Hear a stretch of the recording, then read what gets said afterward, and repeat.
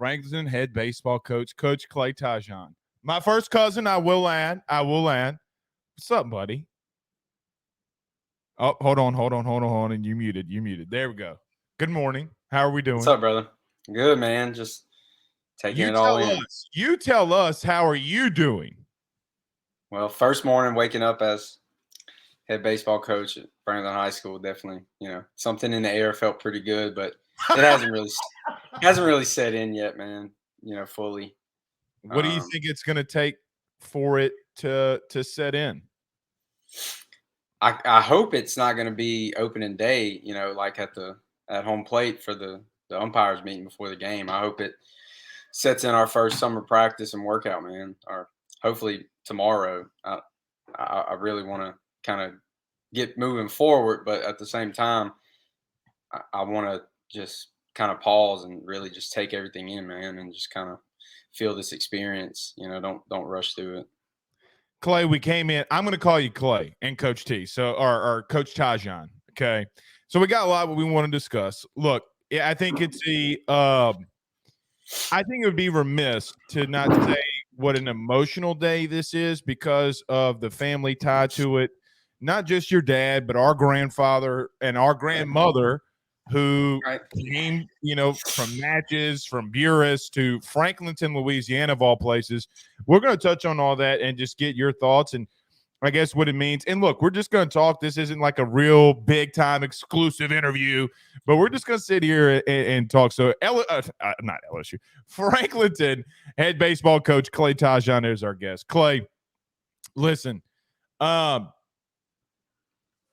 word legacy is thrown around a lot. Right. Okay. Sometimes, it's like I tell people this, and I told my team this morning.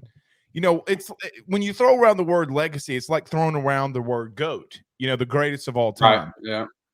But this truly is a legacy because like we just mentioned, our grandfather came from Buras, and then with our parents, okay, to Franklinton, Louisiana, became the head baseball coach of Franklinton. Then your dad took over, and now you. I guess when you sit back and you think about it, what everything that our family has been through, and now a third generation head baseball coach at Franklinton. Because you've been a head coach before. It's not like you haven't been a head coach. I guess what does it Right. mean different to you now that it's our family and your dad that you're taking over for? Well, let's just be honest, man. It's a ton of pressure. And I think that's something that I'm not concerned about. I think if coach or a competitor, there's going to be pressure, and you can't flee from that. You got to take it head on. And what's a beautiful thing for me is I'm not stepping into a broken program. Right. There's tradition, there's values, there's expectations, and it's not coming in and trying to flip the world upside down. It's just coming in and kind of just let's keep moving forward. There will be some slight changes. Every coach has to put their own twist on it, but the beauty about my dad, man, is when this all happened, he sat me down and said, "You're not going to hurt my feelings if you change anything. You're not going to hurt my feelings if you do anything. I'll help you in any way I can."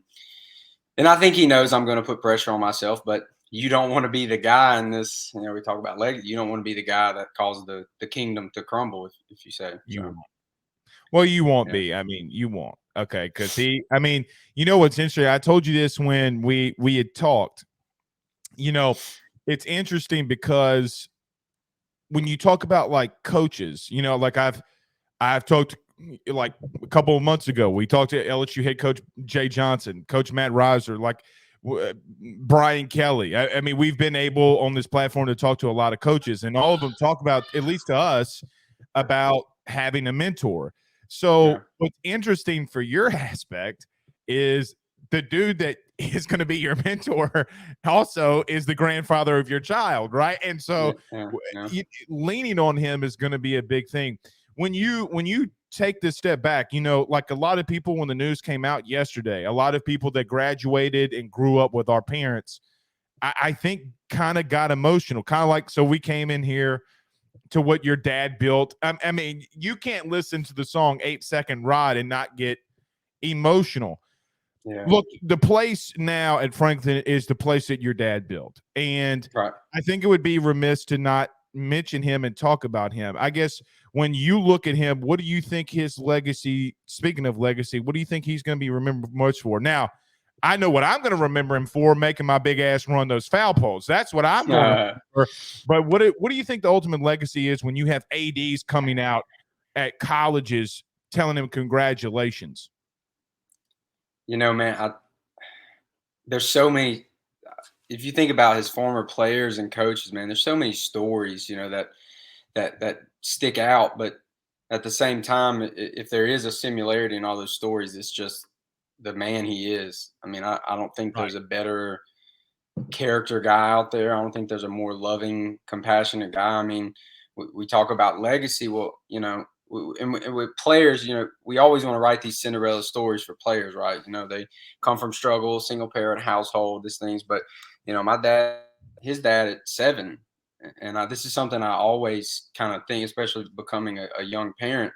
Losing a parent at the age of 7, and then you have 5 older siblings, and then a mother by herself, and Mamaw Jewel wanted to stay here in Franklinton, man, and she didn't want to uproot her kids, and this community, took them in and cared, and so that's a struggle. And then the way he's been a father figure for so many players, I mean, literally every player, and he's always had a compassionate soft spot for those kids who didn't have a father in their household or didn't have a mother, and went above and beyond specifically for them, but for others. And man, I don't think I could have had a better childhood or a better father and a better mother who didn't miss a game and kept the book and was right there. And Right. most of the heat from the given to the umpires was from her, and just the supporting there, and being a coach. And my wife didn't have a very big background in baseball before this. She's a dancer in college, and but my mom's kind of showing her the steps of being a good head coach's wife and being present and being supportive. And it's it takes a village, for sure. But man, I don't ever think I can wrap my mind around how my dad is the way he is and the things that he's done. I don't know how he has enough time in the day to do the things that he does. I've been overwhelmed. He gave me a box yesterday with like 15 manila folders in it and like 30 clipboards. And the only positive thing in that is here's a couple of clipboards you can break. So, and it'll happen fast, I'm sure. Well, you hear the stories. You talked about stories. Like I remember, and we were too young when this happened because your dad, he didn't get thrown out a whole heck of a lot when we started getting older. He was kind of more, Right. he'd get in you, but he was kind of more calm.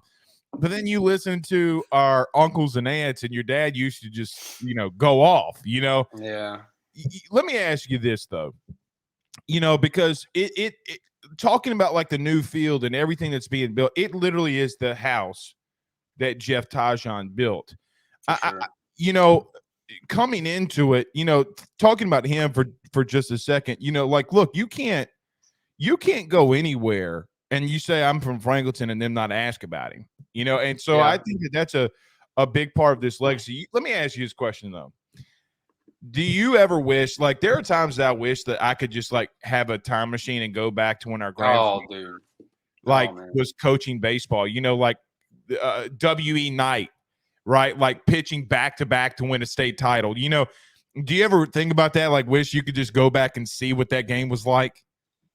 Man, when he was still alive and would be at the front doors of church on Sundays, I'd go up and ask him, how did you throw that much when I threw like 2 innings the other day and I'm dead?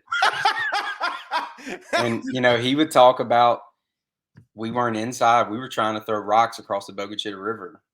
So my butt 2 weeks later I'm on the Bogue Chitto River trying to throw rocks across the river, and it's those things. I've heard stories from students and the original Coach Tageant's math class, and talked about how good of a teacher he was, and that's something that my dad, my mom, and my brother, we put a ton of pride in the classroom as well. I teach a standardized U.S. history and dual enrollment through Southeastern Western civilization, and that's part of that legacy is that the academic side of it too, man. You have to make sure that they're, crossing those T's and dotting those I's in the classroom too. So, man, the legacy stuff and the stories, but a time machine, I would just go back and just sit in the dugout and just kind of hear that baseball IQ from him, and just because I've Right. heard he knew the game, like pretty deep for his time.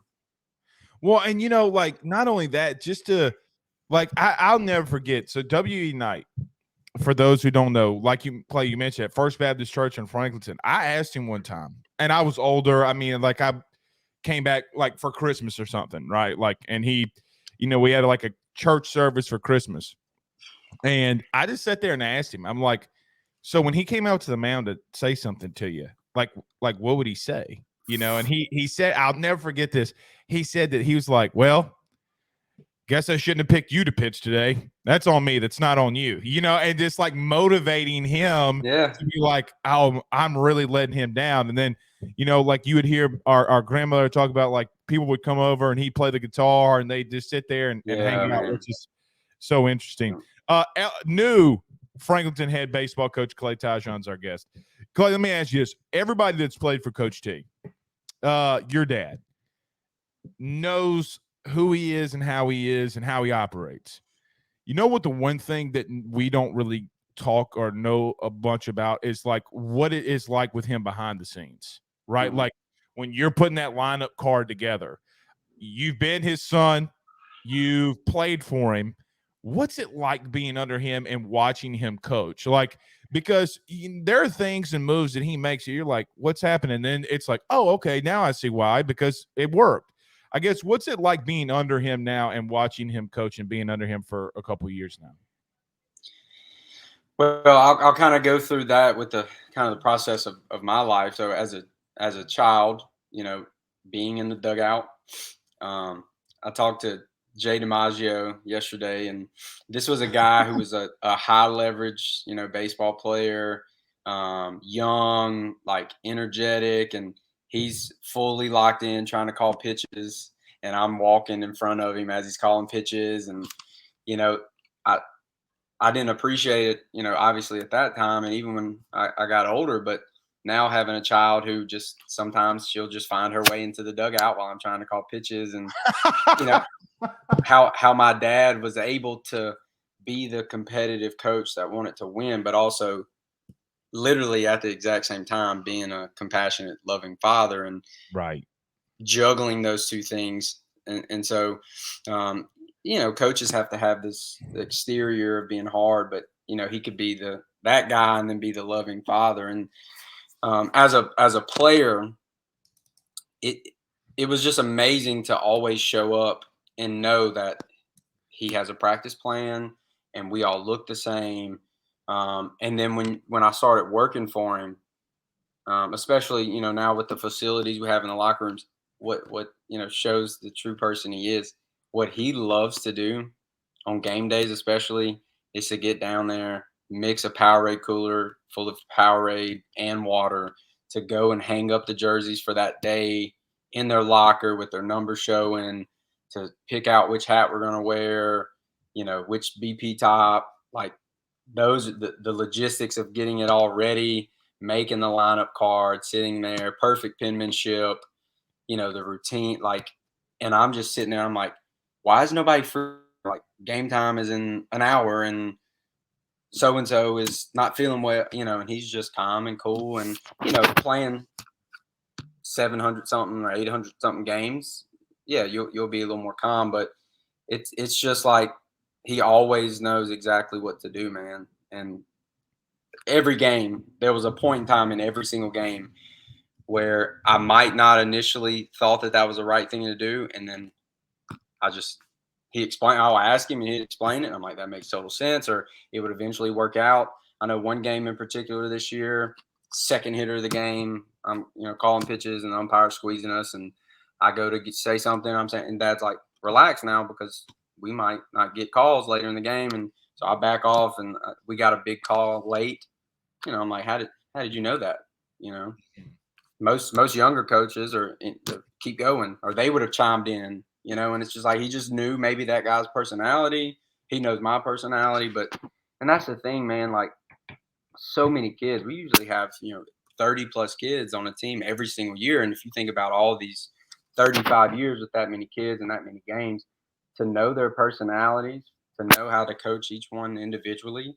One's maybe more emotional, or one you have to really get on, or one you have to always hold something over their head. And for him to do that so many times, man, like I said, I'm always just kind of standing back and just like, how do you do this? And not to mention, he's teaching 5 classes, um, you know, and then Right. he's not sitting in a locker room all day, breaking down film or calling coaches and scouting reports. He's doing that stuff, right before practice and after, and not to mention keeping up one of the nicest natural grass field facilities in probably the state. No doubt. All by him fundraising. There was no checks wrote to him. This is him pretty much fundraising, and there's been some help, but we're not like other schools where the school board or the administration is handing out stuff. He's had to grind for a lot of the things that he got, and how he had time to do that by being a father of two. No idea, man. Well, No I idea. remember Clay. I mean, me, you, Evan. Look, I don't remember who was there, so if I forget, I'm sorry. I mean, it was almost 15 years ago, I think. But I remember us three. Remember, I think maybe somebody had a machine, but remember we were rolling out the sod for the Yeah. new baseball field, right? Like, Yep. and Clay, this is a time where like, look, your dad had kidney cancer Yeah. a year or two after that, and it was just like and then you don't really know the impact until something like that happens, right? Like, Yeah. and then Yeah. the community backs him, and you're right. I mean, and look, you have sitting ads, athletic directors, and we're not talking about Rudy Poo State University. We're talking about like massive colleges that will Mhm. come there, scouts, like I'm not going to say his name for on purpose, but a scout in the major leagues, he has 5 World Series championship ranks, and he goes out to Franklin. He's like, this is the best high school stadium in the in the state. It's not even remotely close. And he built that. You talk about stories, and when you were talking about that, it made me think about, you remember the 2 semifinal runs, Mhm. and I'll never forget. Remember when I think I was a freshman or sophomore, I can't really remember, but we played Lutcher, Mhm. and it was the time during the when everything in Franklinton was switching, right? Like, so the old baseball stadium, we're about to go to the new one, new football Yep. stadium, all that. Yep. And we were playing spring football, and spring football Mhm. was going on at the old field. And coach, or now principal, Shane Smith, brought the team down, and they sat in the bleachers and were just in Lutcher's face the Yeah, entire man.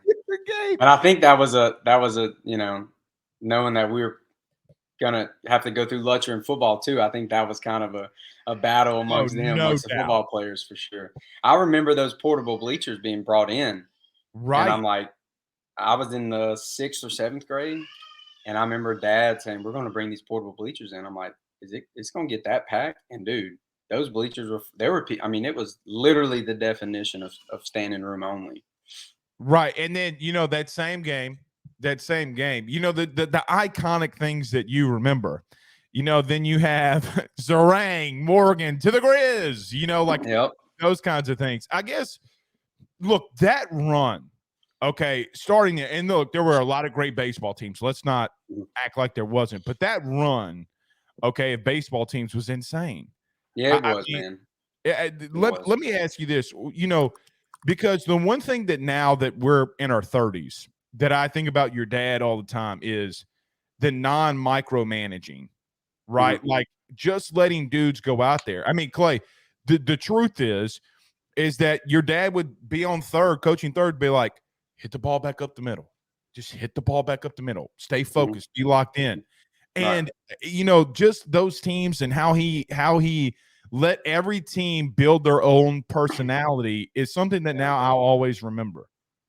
Yeah, the personality thing is huge, man. You you get kids with huge personalities, and then you get some teams, they're very blue collar. I would say our program is blue collar, but this day and age, you don't find a ton of blue collar players. It's a lot of flashy in the game right now, and that's not terrible. That's fine. If a kid wants to look good, that's fine. But I think my dad always let his teams individually each year kind of morph their own personality, who they were, and to be honest, as a coach, I mean, you're not going to let them, break laws, but when you're winning, you let certain things go. And I know 2 years ago when we made the run to the quarterfinals and district champs and all those things, the kids started a thing at the end of the game. After they would go down, behind third base on the left field line, and the coaches were shaking hands and talking with other coaches, and then the players would pick out a coach on the staff, and then they would start going, oh, and then the coach would have to run and then jump, and we would all dunk together. And, it took about 10 wins for them to get the courage to ask my dad to do it. And dude, I he's remember like, him. yeah, he's like on the dirt by third base, and they're like calling him, and he runs up and he like fakes a crossover and like fakes a dribble on his legs, and he just goes up and just yokes one, and the kids go crazy. And don't forget, he's got a great basketball shot. I mean, I think he Oh, dropped like 15 at the student faculty basketball game with his original Jordan 1s from like 84, 85. Yeah. no. Yes. Yes. And I'm up there airball and stuff, and he's just, yeah. Dude, you remember that last thing about your dad on this one? Remember when we had the alumni baseball game when we were in high school? I do. And everybody's like Coach T, and then Jonathan Morgan, or was it Justin Morgan? I think it was Morgan. Justin. Yeah, Justin Morgan, who at the time was throwing 94, 95, right? Yeah, he was throwing gas, yeah. And first pitch, he threw a fastball right down the heart of the plate, and your dad turned on it and hit the fence at Old Doc's Diamond. I remember that, man. And then you couldn't say anything else to him, right? Like you couldn't say anything to him because here's a 40-plus-year-old man turning around a 95-mile-an-hour fastball. That was so great. And then he caught like 3 innings down the plate. Right. Too. Dude, he would catch when I was at Southern Miss and I'd come home Christmas break. He would suit up and catch a bullpen, and then my senior year it turned into we'd go up late at night and long toss or throw, and he would carry the ball basket, just kind of roll it with me, and I would throw it into a net. He started hitting the fungos to me as I would throw them as we long toss, but I can't reach out that far anymore, so I'm just gonna walk with you, and like the athletic, just the hand-eye coordination and things like that, man. Only thing, he's a cheater in ping pong. If he played straight up by the rules, he would never win, but he has to cheat a little bit. Hey, man, if you're not cheating, you're not trying. All right. Right. So let's transition a little bit to you. Look, you were the head baseball coach at Vornado not too long ago. Yep. And one thing that you learn about a human being, especially a coach, is when you see their style and how they do things. Okay, well, this is the philosophy that this coach wants to portray. One thing that I know from you is you want to be highly aggressive early and often. Yep. I guess, is that something that you want to, now that you're the new head baseball coach at Franklinton, is this something that you don't have to get your trade secrets, but people are going to find out pretty quickly. Yeah. That you're wanting to be aggressive in that newer age of what teams are trying to do? Yeah, I definitely want to run, man. Definitely want to, be super aggressive on the base paths, try and steal a lot of bases. And I think that'll mesh well with our clientele that we have right now and some of the kids coming up. But I've been that pitcher, in no leverage situations and in high leverage situations, and having to control the run game is a big factor. And right now our district is very up, very, very up. Laranja has several young arms that are going to be really good. Hannon has a couple. Lakeshore has several. Pearl River has a freshman, probably one of the better arms I saw this year. And so you might not be able to go and just fill a game up with gap to gap doubles and hit it very well. And the bunt game as far as sacrificing is one thing, but being able to drag and slash and to run and to add that pressure, because a good pitcher can, you know, have issues with run game and fielding their position. And so I think really, the whole thing, just applying pressure. And I think it's something that the kids might struggle with early, but once they see that mindset, that pressure affect, a pitcher or another team, I think it's something that they'll quickly buy into. Do you think that is the hardest thing for a young pitcher is controlling the run game? Is it Oh is it man, more yeah, difficult than like look, I mean, we're not breaking down an actual science here, but I mean, yeah, look, throwing balls and strikes as a high schooler is not the easiest thing sometimes. But do right. you think that the pressure on the run game is the biggest thing that a young pitcher can learn?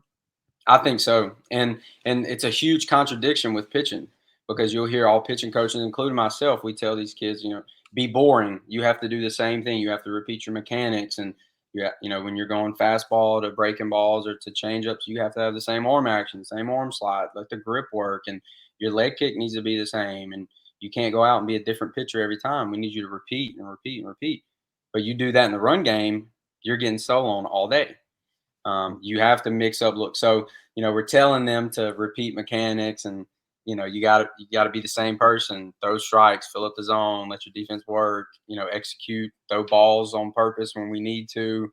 But when a runner gets on, you got to do stuff different. You need to slide step. You got to mix your looks up. You got to mix your holds up, and that is a hard thing. And we also preach, clear your mind, just compete, don't think too much, just react. But we're talking about hold the baseball for 2 seconds, hold the baseball for 3 seconds, just hold the baseball until the pitcher or to the hitter says timeout.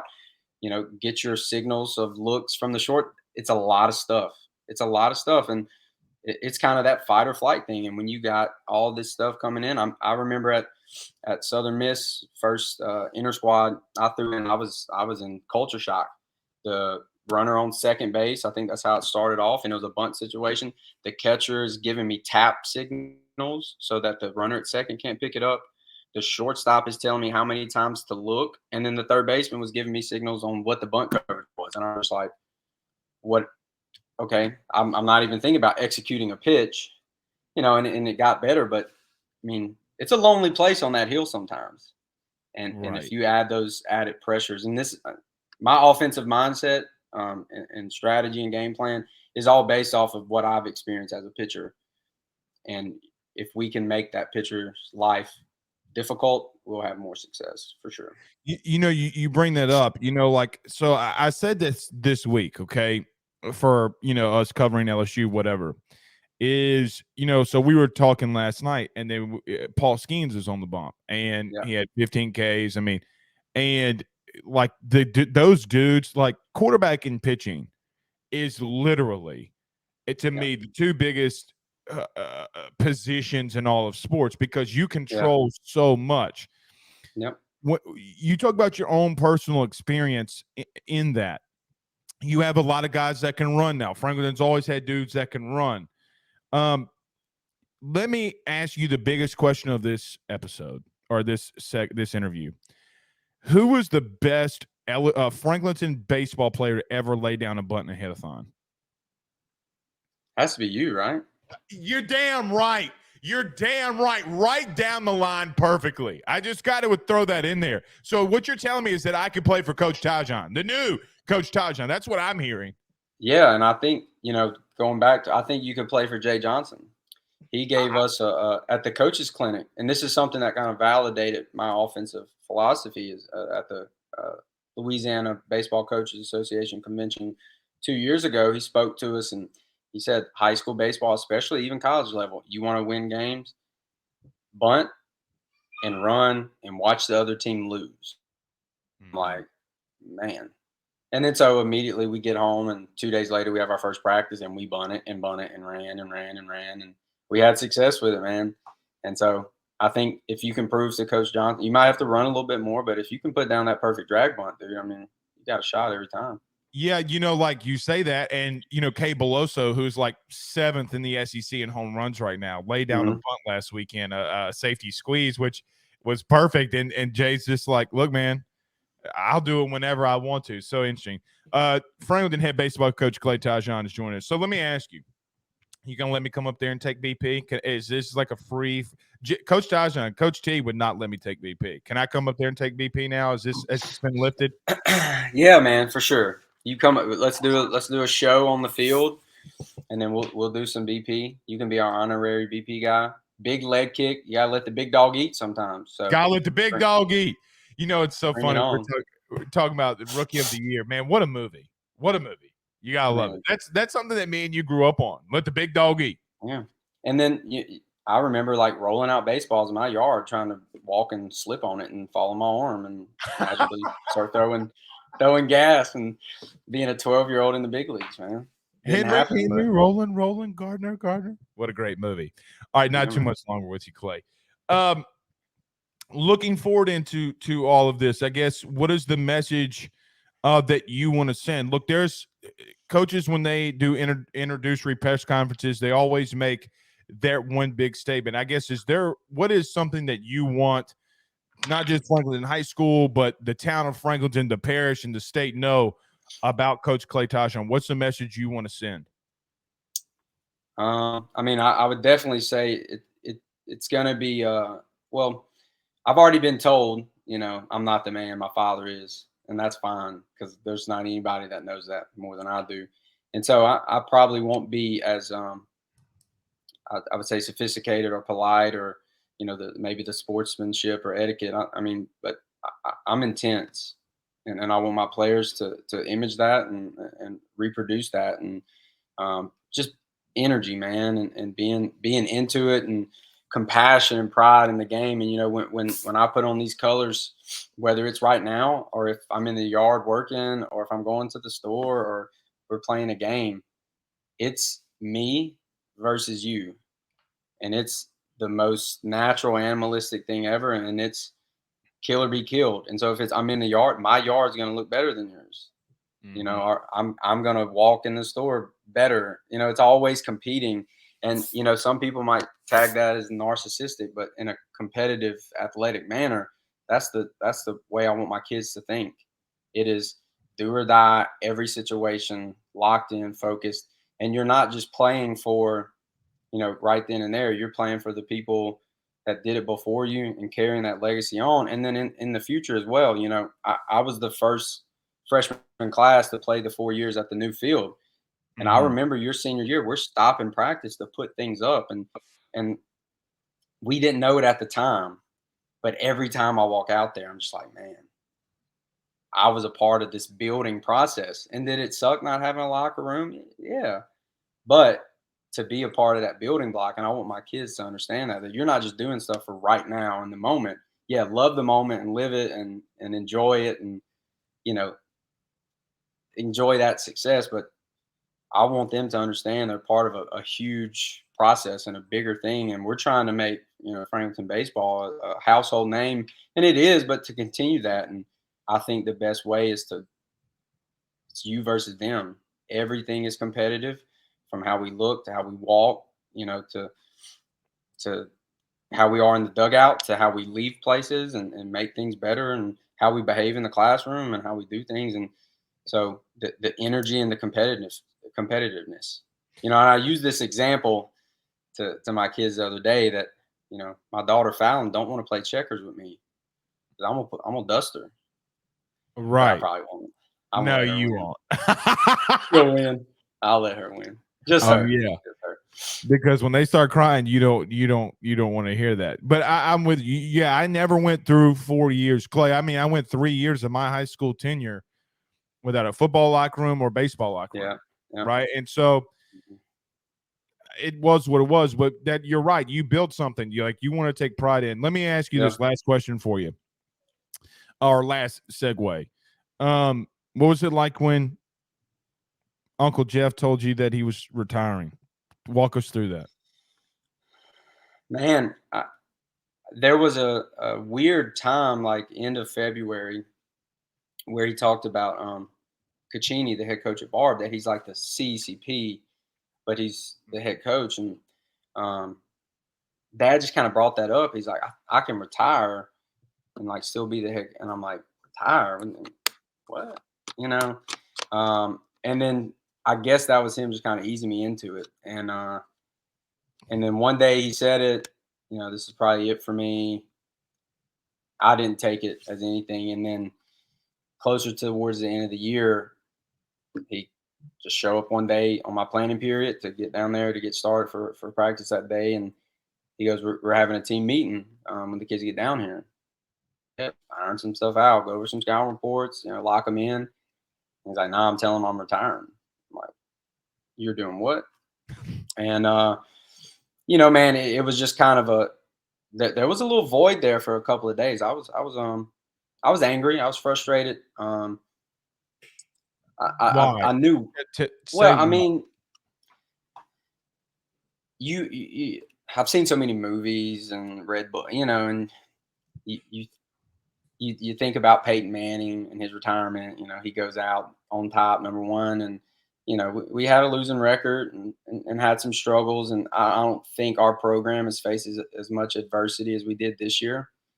But that just speaks to the person he is. He's not worried about how he goes out. He said, I've always been told you'll know when it's time, and that's him, man. He's stuck to his gut and to his heart, and it was time for him, and that was it. And every step in this process after that day when he had that meeting, it just got worse and worse. And then his last district game, and then the last game at home and senior night, and it was a conflict for him. He wanted to make that night about the seniors and about their 4 years and what they contributed. And I had to sneak up there on it was Monday night, and I had to sneak up there Sunday night and paint 30 and Tageant behind the plate because he refused to let it happen. So I had to kind of get one of my former players who's pretty artistic come up and help me, and got to surprise him with that. And then when he threw out the first pitch, man, and we embraced, I just kind of lost it. And after the last the game when we lost in the playoffs, man, it was a huge mix of obvious emotion, but just fear, just not not seeing him every day because the way our classrooms is on the 800 hall, you walk in the teacher entrance door, and his classroom's on the right, Right. and mine's the third on the left. So I walk past his classroom every day, and we have a super unique bond, man. He's just, one of my best friends, and or if not the best friend, we talk every single day. And one thing we do in the morning at school, if um, I would get breakfast and he would sign us in, and I'd bring him his breakfast, and we'd chit chat, eat breakfast, and then if he brought breakfast, then I'd sign us in, and and I think right now one of the hardest things is going to be walking in that hallway every single day and walking past his classroom. And he actually got a sub Friday, and I'm calling him Friday morning. You want me to get breakfast? And he's like, I'm not going to school. I'm going back to sleep.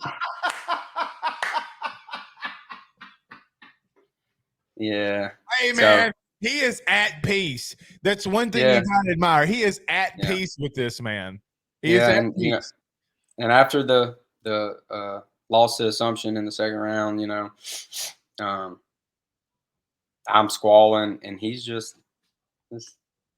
It was a good run, it was a good time. And dude, I don't know if he gets home and gets away from everybody and shows emotion, but he's so even keel, man, and under control. And I don't know how he does it, but it's been really hard. Um, Thank God, my brother being Evan being the head coach at Bell Chase, already the process of kind of scheduling and setting up summer stuff and just having him to call as well. Um, has been huge. And we had this huge embrace in the dugout. And and I think for me, the feeling I still have, I just kind of feeling unworthy. It's huge shoes to fill. And um, you don't want to compare yourself, but it's going to happen. And you don't want people to compare you to him, and it's extremely unfair to compare me to him. But um, it's been extremely emotional, man. It's a 30-year band-aid being ripped off. 30 years of my life, all I've known is that my dad is the head baseball coach at Franklinton. My mom is sitting closest to the dugout, keeping the book, involved in the game. Me and my brother running around, or being in the dugout or coaching or whatever. And humans don't like change very much, and I'm one of those, and it's a monumental change, man. But like I said, he is cut the field and cut the grass and help me out with stuff and be my advisor. And if he doesn't, then he's not going to get to see his granddaughters. I'm just going to tell him straight up. Hey, well, here's the thing. You're probably gonna. He's not. You're not gonna have to ask him. That's the thing. You're not gonna have to ask him to do it at all because he's gonna want to do it anyway. All right, I've went this entire interview, this 40+ minutes, and I purposely didn't prep you for this one. Okay, we've went this whole time without talking about your brother. Okay, your brother's head baseball coach at Franklinton. I mean, at Belcher. Excuse me. What am I talking about? What's it like? Now that you're the head coach at Franklinton, you're going to be calling up Evan and be like, I'm ready to kick your rear end. Like, what's that going to be like? Well, there was a coach that called us about both. Well, Evan's in the tournament, and the coach called, and I said, well, before you make this tournament schedule, you got to call Tony Tageant and check with her and make sure it's okay. Because in our tournament, Evan's in our tournament as well, and we were going to play each other on that Friday night, and my mom put her foot down. She's like, nope. No, you are not making me choose. I'm not doing it. But throughout the whole process of this, man, he's been great and providing, that confidence in me to be able to take it over. But Drew Delio, Parkview Baptist, played at Michigan. He's one of our buddies, and he texted us yesterday and a little, congratulating us. And he asked, I don't know if there's any other brothers that are coaching at, large 4A schools, like that are competitive. And I told him and Evan that, this is me and Evan, this is like the battle of the bunk beds. We're going to have to see who gets the top bunk for sure. But, man, I think it's awesome. And look, it speaks volumes to my parents, man, and the things that they instilled in us. And I think both of us learned a ton of lessons in college about how to coach and how not to coach. And what's really crazy, man, being around, Evan was on staff at LSU with guys like AD and Maneri and Javi Sanchez and Will Davis. And, you got, the coaching staff at Eunice, and I'm with, Coach Sherman at Delgado and Southern Miss with Coach Barry and Kaye and Federico, all these guys. And what's crazy is me and Evan just, that stuff doesn't work. We got to be like Dad. We have to coach like him, man. And we had this conversation. It's like, you can't do things like we did it in Eunice. We can't do things like we did here. Like, Dad's system is the way you do it in high school, man. You get a 16-year-old to love you and invest into your program, and he'll play hard for you. And that's something it's so wild you say it like that, man, because you don't what's so just interesting. I want to go in on that. I know I told you last question, but that's so interesting. You bring that up because I mean, listen, you got Coach Barry, you talked about Kaye, and then you talk about, I mean, look, Coach Willis at Eunice has won so much, Coach Sherman, and then you got Maneri with Evan, Allen Dunn, and then Will Davis is at Lamar, right? I mean, and so now you're talking about, like, look, man, all of them don't know the system of how to build it from a high school perspective, like your dad did. That's such a wild and great way to put it. Let me ask you this: if you pitched right now and Evan was at bat, what happens? Well, that happened a couple of times at Eunice, and I don't know how it would always end up, but I always hit him. Just square like, where are you hitting him? So Evan's at the play. Where are you hitting him? It would always be like his shoulder, his elbow. Now he wore one of those big elbow guards, and he knew I was, a sinker guy with some one side run. And if it got 0-2, dude, I'm talking about, he was literally, it's like, you ain't striking me out. You can hit me or whatever. And of course, when it was inter squads, actually my junior fall, the team I was playing for played Eunice, and it was like 18 innings, dude, double, like long game. And I pitched like on the back end of the second game after playing just about every position. And then they pitch hit Evan to face me. And first pitch fastball, dude, right down the middle. He smokes it, and the center fielder catches it like back against the wall. he rounds first base and he comes jogging by the mound and we're just smiling at each other. It's recorded, F8 or, an out, but he smoked it. And, it's always been competitive, but right now, I don't know. He's probably going to hurt his back or hurt something. And I'm going to have full reconstructive elbow surgery because he's going to swing out of his tail and I'm going to try and throw hard. I probably won't throw. I'll probably spike fastballs trying to throw hard, or Mm. I don't know. But we're both gonna get in there and compete. That's for sure, man. I don't know. What you think about this pitch clock and things like that? You think it get? Do you think it gets that bad into high school? You think like it gets in it because high school isn't worried about a time Yeah. frame, right? I mean, like this, they don't have any TV deals behind it. What do you think of this Yeah. pitch clock? I from a coaching point, I think I'm a big tempo guy. I like to go fast, especially calling pitches. The problem with us, I would like to do that, but the headsets are not approved for our state, and that's something I want to try and introduce. Because people What think about it's just are like the watches approved? To really interrupt you, are no, the I watches don't. approved? I don't think so, man. I don't think the digital technology is now. I have pitchers that want to wear the wristband when I give the numbers, just so that there's not a mix-up signal. But it does help tempo a little bit. But we kind of piloted the headset during the summer, and I think a lot of people on the outside perspective think it's just like, hey, fastball down the middle, or what. It's not. You can say fastball away. This is bunt coverage, whatever. This guy likes to steal. Make sure you're ready to go. You can communicate that to a catcher, and there's been parents over the past, catchers kind of get yelled at, right? They got a mask on, they're there. You're always talking and communicating to them, and you don't want to have to be the guy that's yelling, and so you can just kind of communicate, and that plays a huge role. I think it's how it's going in college. I think I like it, but whoever LSU, was it Kansas State? How that game ended, or it was early in the year. It was like they won on a walk off pitch clock violation. Yeah, I don't when know about LSU, that. but right in the very beginning, like Vanderbilt won on a Yeah, pitch clock violation, but the umpire. What's so crazy about this though, Clay, is that the umpire has time, right? right. And then Hmm. the pitcher's just on the rubber, like he's getting ready to go. He's got 2 seconds to get a pitch and throw it, and they call ball four, and Vanderbilt wins. I mean, like Yeah, that kind of stuff's ridiculous.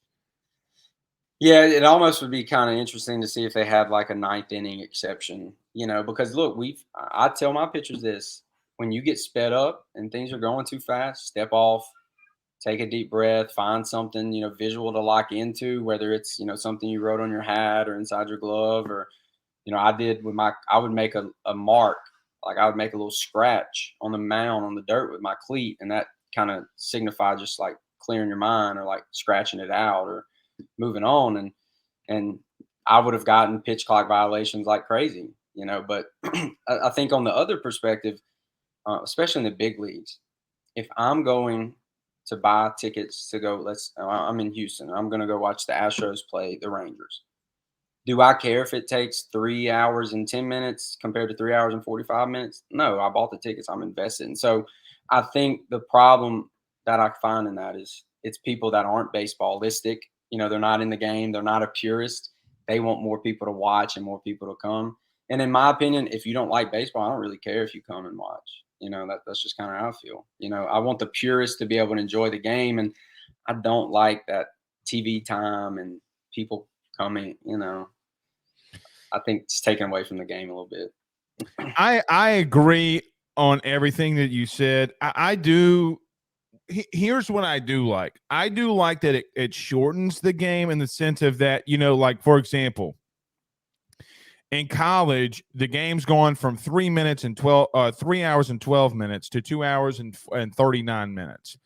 A lot of that comes from like if you got a guy in the bullpen that's warming up, Clay, like on average, they said that there was four pickoff moves, Yeah. per the warm up. Look, man, I get what you're doing, and it's a part of baseball. At the same time, like for an example, like we were at the LSU game last year. It's like, buddy, it's 9-1. They're not running, right? Like they're not running. This guy does not have a stolen base in his entire baseball career. Clay was like, put my big butt at first. I'm not running, you know. But I agree with you on that. This has been really good, man. This is really good. I know that you're excited. I know that you won't tell anybody. I know that you've kind of kept it in. I know that you're excited. And this is going to be very fun for you, man. So thank you. I've interviewed a lot of people. I told my wife this morning. I've interviewed a lot of people, Hall of Famers, coaches, whatever. This has got to be one of my favorite interviews of all time, I got to admit. Yeah, man, I definitely appreciate it, brother. And, you know, like I told you the other night, you know, we'll go and talk to umpires during a game or something. They're like, yeah, man, I was watching your cousin's podcast the other night when he was talking about this or that. And we played a coach and he's like, man, that was pretty cool. I saw the text of you and your cousin when you called the knockout in the Usman fight with the head kick. And I'm like, man, right, you know, all these guys telling us that. But, you know, I think it's unique for our family, man, that, you know, especially me, you and Evan are involved in the sport aspect of it. I mean, it's obviously a passion that we have. And no doubt. know, I think in this whole process, man, what was really cool is I went back after we talked last night and looked at that article you wrote when I was at Varnado. I think it was me, Will Wade, and then someone else. It was like kind of your kickstart of your platform. That's right. Man. And that's right. You wrote that article about up and coming young coaches. And, you know, at the time it was just, I'm a coach at 1A Varnado out here in little rural Washington Parish, but you saw it, man. And so I definitely appreciate the support from wiffle ball and Mama's front yard to 3 Ninjas kick back to right now, man. Tom, baby. In a cool time. Bring back 3 Ninjas. Got to, man. You know what's 34 years old today, by the way? What's that? The first Ninja Turtles movie. Oh, man. Good times. Pizza Man's got 50 seconds. Pizza Man. All right, that's Coach Clay Tageant, new head baseball coach of Franklinton. Don't forget, go to his program, go watch a game, the best facilities in all of high school baseball. You won't regret it. Until then, Coach Tageant, thank you so much. Appreciate it, Blake. All right.